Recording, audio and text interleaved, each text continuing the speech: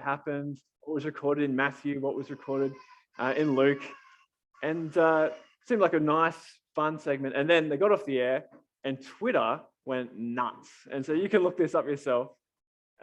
Twitter went crazy.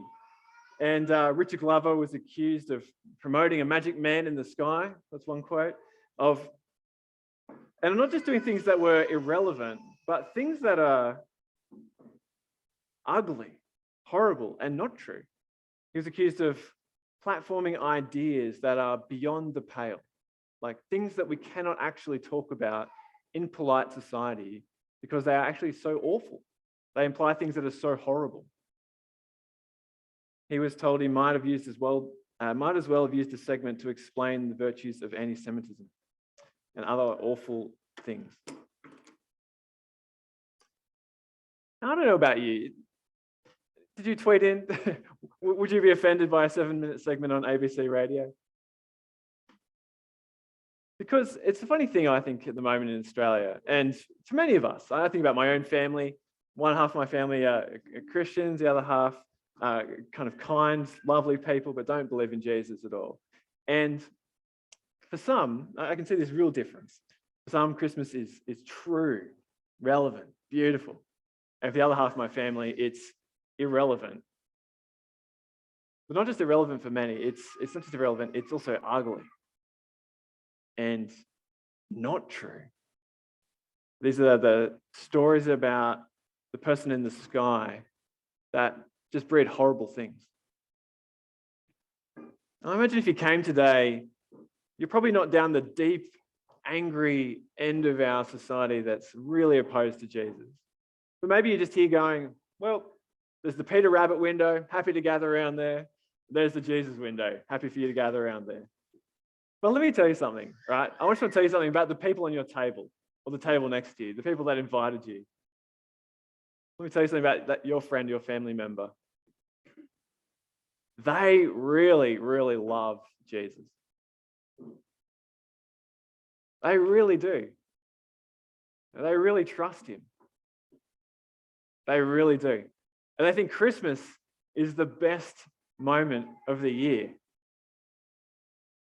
And they're not here to gather around a display window in a shop, but to gather around the real Jesus, the living Jesus, born 2,000 years ago, who lived in modern Palestine, who died on a cross, who rose from the dead 3 days later, who ascended to heaven.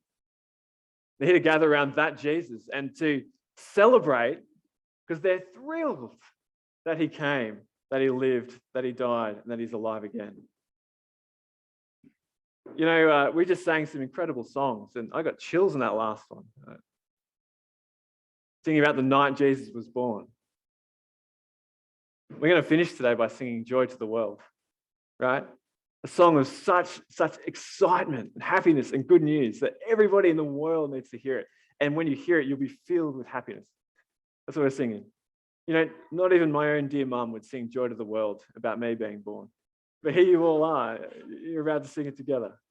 So I just want to ask you for a moment, as we look at this part of the Bible, what if this message about Jesus was relevant? And not just relevant, but beautiful. And not just beautiful, but true.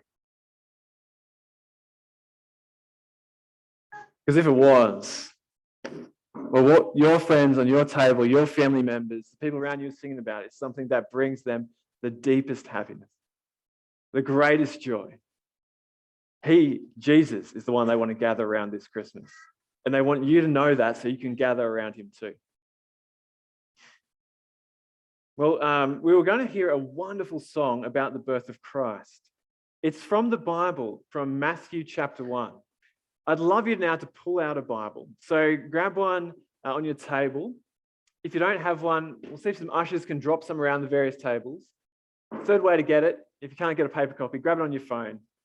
I like to use, I think it's called YouBible. It's a good app.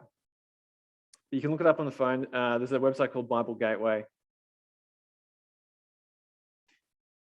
And it's kind of the passage where you invite your friends to church and your heart sinks a little bit because you're like, what? We're just reading a big genealogy of names that I can't pronounce and don't understand. You're like, oh man, we're in for a boring one. Strap yourselves in.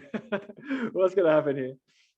Friends, this is this genealogy that we look at, Matthew chapter 1, verses 1 to 17, shows us the truth and the beauty and the relevance of Jesus for our lives. Can you see it in front of you? I hope you can. It starts off like this, Matthew chapter 1, verse 1. This is the genealogy of Jesus, the Messiah, the son of David, the son of Abraham. That's the big heading. And it ends in verse 17. Thus there were 14 generations in all from Abraham to David, 14 from David to the exile to Babylon, and 14 from the exile to the Messiah. And as you look down at that genealogy, you'll see a bunch of names. Abraham, the father of Isaac. Isaac, the father of Jacob. Jacob, the father of Judah and his brothers. Judah, the father of Perez and Zerah, whose mother was Tamar. Perez, the father of Hezron. Hezron, the father of Ram. And so on it goes down until verse 6. And Jesse, the father of King David. And it continues. Another 14. David, the father of Solomon, whose mother had been Uriah's wife. Solomon, the father of Rehoboam, right down to verse 11, and Josiah, the father of Jeconiah, and his brothers at the time of the exile to Babylon. And then another 14, verse 12, after the exile to Babylon, Jeconiah, the father of Shealtiel, all the way down to verse 15, Mathan, the father of Jacob, and Jacob, the father of Joseph, the husband of Mary, and Mary was the mother of Jesus, who is called the Messiah. What have we just skimmed over there? What we've skimmed over is a historical record of real people. Like I am Josh. I'm the son of, I'm going to forget my dad's name, the son of Dad, Brad. And Brad, the son of Cecil. That is not a great name, Cecil. I think we all called him Cess, or apart from me. And so on and so forth. What have you got here with Jesus? Well, you've got a genealogy, actually covering 2,000 years of history, right? So Abraham, the first guy, 2,000 years BC. David, the next big guy mentioned, 1,000 years BC. The exile, 587 BC, all the way down to Jesus. But it's not just the genealogy of one man, right? It's not like you're reading my story. It's not like your genealogy from tracing your ancestors, because it's a genealogy of someone that is introduced to us as the Messiah. Did you hear that? Chapter 1, verse 1. This is the genealogy of Jesus, the Messiah.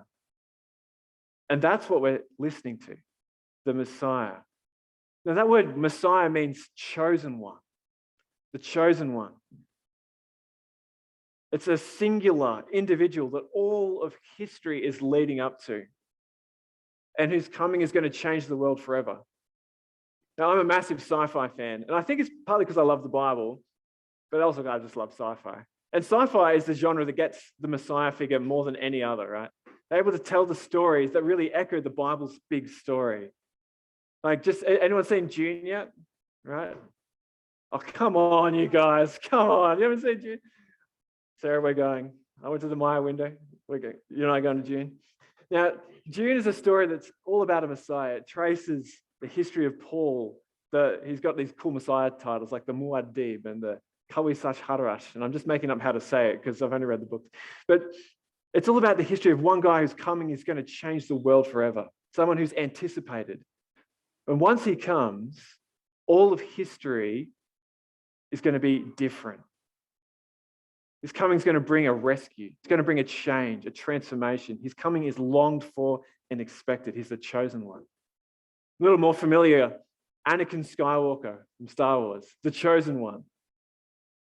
Or again, the Matrix, right? Neo, the chosen one. The one waited for and expected, that everything's coming towards and whose coming will change the world forever. All of these great stories pivoting off the great story in the Bible about Jesus. But just pause and consider that for a moment. Because unlike Neo and Anakin and Paul, here's a man who truly lived, right? 2,000 years ago. A man who was known, whose mum was known, his dad was known, his grandfather was known, right? Great-great-grandfather, going back 2,000 years. Now, this genealogy matches, it corresponds with other genealogies that we have, especially in Genesis and Chronicles. Friends, we're dealing with real history when you pick up the Bible and you read about Jesus. Now, why does that matter? Well, because as you read about Jesus, you're reading a story that's about promise and fulfillment. And it's something you can verify. It depends on people living and dying, people being born, people doing particular things. And you see straight away, don't you, this is very different to gathering around Peter Rabbit at Christmas, right? Because first, what are we doing? Well, we're talking about someone who truly lived. Jesus is not like Peter Rabbit. It's kind of, kids, just block your ears if this troubles you. But Peter Rabbit's another story made up for children, entertaining their parents as well. But Jesus, on the other hand, he's real. He had parents. His parents had parents. And people knew who they were. And so you can't just dismiss Jesus. It's very common today to actually be skeptical about whether Jesus even lived at all. But friends, he did. He really did. You can't dismiss Jesus as real and believe in Julius Caesar. Like, just for example, you can't dismiss Jesus as real and believe in Julius Caesar. The records we have for Jesus in the Bible and outside of the Bible, including this one, are written closer to the events. We've got more manuscripts. We've got better manuscripts. I mean, if you claim Jesus didn't exist, you'd have to be a skeptic about every significant figure in history because no one is as well attested to as Jesus. He's real. This is him. He existed. This is his genealogy. But more, Jesus truly was called the Messiah, the chosen one. And so we can't dismiss the significance of Jesus in his own time. The point here is that he's the Messiah, the chosen one. And so when you come up to Jesus, right, and you're invited to gather around him, it's a different invitation to gathering around any other significant person in history. Because there are many important people that have lived and left a mark, like Plato and his philosophy, or Gandhi and his teaching, or Newton with his physics, or Mandela with his leadership. But the impact of Jesus is greater. His person is greater because he is the chosen one, the chosen one. And so a third reason this really matters, the truth, the historicity of Jesus, is because he didn't just appear and then these things are written about him later. He didn't just appear and then make up things about himself or claim he'd seen a vision or something like that. No, he comes on the back of promises and expectation. We're going to see more about this in a moment. But it's so different. It's so different to many of the other big things that shape life in the world, right? The big systems of thought and religion and faith. This is not the matter of a sudden private revelation to an individual, right? It's the matter of a real guy promised and expected. It's not a series of teachings about God or gods, about life, about death, and about morality. Certainly the Bible covers those things. Jesus speaks into those things. He brings hope for those things. But it's not just that. It's a real historical person whose coming was expected. And it's not some later invention by the church, whatever this might mean, that changes the meaning of the event. No, it's something expected throughout history, known, coming like a tidal wave. And here he is, Matthew says, this is the genealogy of Jesus, the Messiah. Now, if you've got your Bible, look down again, because here's the second thing I want you to see. That this historical, true individual called the Messiah, his coming is really beautiful. His coming is really beautiful. So my first impression when I read over this big list is like, man, that's a lot of names. I don't really know who all those people are. But when you look a little bit more, right, you start to see something. What's your first impression, right? What's your first impression? You look down. Kind of the groupings, right? Like 3 big blocks, 14 generations, 14 generations, 14 generations. It's a careful structure. It's trying to highlight something to us. All good history does this. It tells a story. It gives us meaning. What is the meaning here? Why this structure? Well, what it does for us is it highlights the purposes of God. The structure highlights the purposes of God. It moves us from Abraham to David to the exile to Jesus. And this, friends, is a story of great hope, disappointment, and then joy. It's the story of God's rescue plan in the world. Our master chef, cake makers up the front introduced us to the great problem that we have, that we as people don't want to know the God who made us. And in our hearts, whether we do this through our religious strivings and attempts to make ourselves right with God, or we do it through pushing God aside altogether and doing our own thing, in our hearts, we don't want God to be God, and we don't want to honor him. We don't want to give thanks to him. We want to use him or ignore him. And that this plunges all people into a deep and serious problem with God. We face his judgment and wrath. And so we die, and then we'll stand before him to give an account. But God has a rescue plan, and it moves from Abraham to David to the exile to Jesus. And so when we hear this structure, we're picking up the purposes of God to rescue us through his promised chosen one. It starts with Abraham. Abraham was given this extraordinary promise by God. He was called by God, I will be your God, and you will be my people. I'm going to give you land. I'm going to make you into a great nation, and I'm going to bless you. And through you, all peoples of the world will be blessed. The promise to be blessed comes through Abraham and his descendants. It's a promise that means today there's actually hope in life. I hope that the issue of our sin, our rejection against God, the fallout of that and how we treat each other, the disasters of life, that all of its tragedies will actually be dealt with. A hope promised through Abraham and his descendants. And you see then the importance of the descendants of Abraham being named, because here we trace out how God keeps this promise from generation to generation until it comes down to King David. And here is the king of the promise. When David was made king, he was the first great king over God's people, a man after God's own heart. And God promised him, I'll place one of your descendants on your throne. He'll rule the nations forever. And that's how God's blessing would extend to all the world, through the rule of his king. And so then as you go on from David, you're reading about the kings of Judah, name after name after name, king after king after king, good kings and bad kings, until we get to utter disaster. This promise that's been growing in expectation, this hope held out in David, reaches an utter disaster. The exile to Babylon, verse 11. Hope is shattered. The kings of God's people have fallen so far away from God, their hearts so much like ours, that they've led the people of God, Abraham's descendants, to completely reject God as well. And so he rejects them, casts them aside. They go into exile in Babylon. And at that point, hope seems to be utterly lost.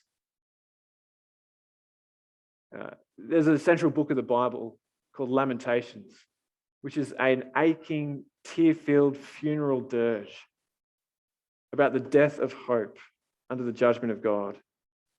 How could we possibly be saved from our sin? But coming out of this hope, out of this devastation, there grow seeds of hope.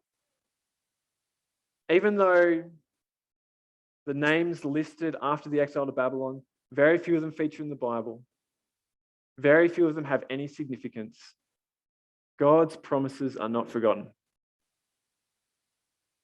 And the hopes that God would rescue the world from their sin, that he would reign through a king, grow and grow in expectation. that it's not going to be enough for another man to be king. No, God himself is going to have to come. God will come. God will rescue us. God's going to come in the most dramatic form in history. And he is going to do it, because otherwise it's hopeless. And so 14 generations later, Jacob, the father of Joseph, the husband of Mary, and Mary was called the mother of Jesus, who's called the Messiah. Friends, this is what we're celebrating at Christmas. It's God coming to us, taking on human form, born as a man, and coming to rescue us. The king in the line of David, the answer to the promises to Abraham, the solution for our deepest problem, the problem of our sin. And he doesn't come at Israel's best. He comes after their worst. He comes in a moment of our need. And so that's why we're singing today. That's why we're singing today. We're singing about forgiveness and reconciliation. Just think about some of the lines from, say, Hark the Herald Angels Sing. Peace on earth and mercy mild, God and sinners reconciled. That's what we're singing about. That there's peace and mercy through the forgiveness of our sins, through Jesus. Or this line about God coming to be with us. Veiled in flesh, the Godhead see. Hail the incarnate deity, pleased as man with man to dwell. Jesus, our Emmanuel, which means God with us. Not just a hope that's born in this life, that we are forgiven for our sins through Jesus, that we're brought into a relationship with God where he is our God and we are with him, but a hope for resurrection life beyond death. That Jesus coming is the answer to death itself. So he's saying in Hark the Herald Angels, mild, he lays his glory by, born that man no more may die, born to raise the sons of earth, born to give them second birth. Again, you can see why it matters about the person and the life of Jesus. It's actually by his coming, by him being God with us, by dying, by rising again, to never die again, that our sins can be forgiven, the problem of death defeated, our hearts restored to love God. And so we gather around and we say, hark, we listen to the herald angels, glory to the newborn King. Now, the last thing in this genealogy, I wonder if you spot it again, just cast your eyes over it. There's one more thing that really stands out here. There's one more thing. Look for the breaks in the rhythm, right? If you're a detective, like a literary sleuth, and you're analyzing poetry for hidden clues, well, this is a genealogy. Look for the breaks in the rhythm. Who pops up? Who stands out? You've got verse 3. Judah, the father of Perez and Zerah, whose mother was Tamar. Oh, we hear about a mum. Verse 5. Boaz, the father of Obed, whose mother was Ruth. We hear in verse 6, David, the father of Solomon, whose mother had been Uriah's wife. There's these odd little grabs in the genealogy that break the rhythm and make us go, hang on a second. We're supposed to notice something here. We're supposed to notice something here. Who are these people? Friends, these people show us that the people who the Messiah came from show us who he came for. Right? The people that the Messiah came from show us who he came for. Who are these people? Tamar. She's a woman with a grim story. She was married to Judah's son, who was wicked, and God put him to death. And so, in order that she wasn't left destitute, she was then married to Judah's second son, Onan, and he was wicked. He was put to death. And she was left childless and destitute, cast back into her family. She wasn't from Abraham, one of Abraham's descendants. She's this outsider, a foreigner. Judah was promised her that she could marry his third son, and he withheld that. She tricked Judah through prostitution to have a child through her own father-in-law, so as not to be left destitute. But as Judah looked on Tamar, he said, "You are more righteous than I." I mean, that's a messed up story, isn't it? That is a messed up story. But Tamar is in this list. Judah is in this list. We're going to hear more about Judah and Tamar in next year, term 2, I think, term 3. Who else? David, the father of Solomon, whose mother had been Uriah's wife. What a detail to include. This is where you know, right, that it's not a history that's being made up to glorify people. Because what's happening here? Well, the great King David, the great promised David, the way that his family line goes,